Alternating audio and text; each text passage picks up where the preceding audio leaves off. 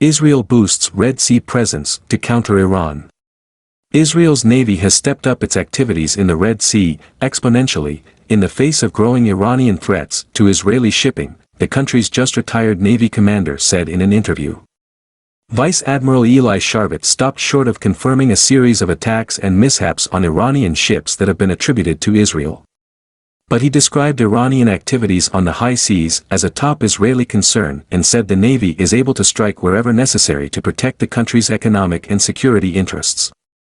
The State of Israel will protect its freedom of navigation across the globe, Sharvat told the Associated Press, days after completing his 5-year term.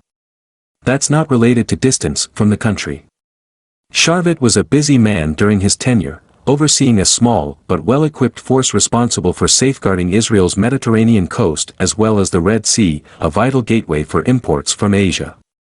While the Israeli Navy has an overwhelming advantage over its enemies in the region, it nonetheless faces an array of threats.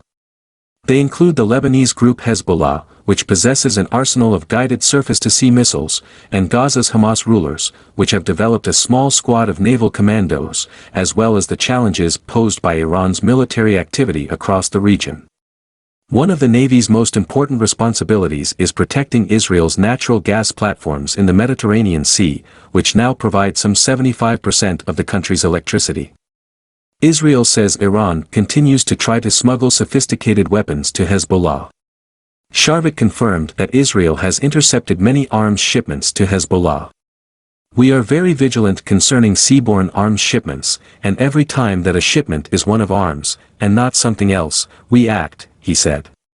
But Israel's biggest concern, by far, is archenemy Iran. Israel accuses Iran of trying to develop nuclear weapons. It also cites Iran's military presence in neighboring Syria and Iran's support for groups like Hezbollah and Hamas.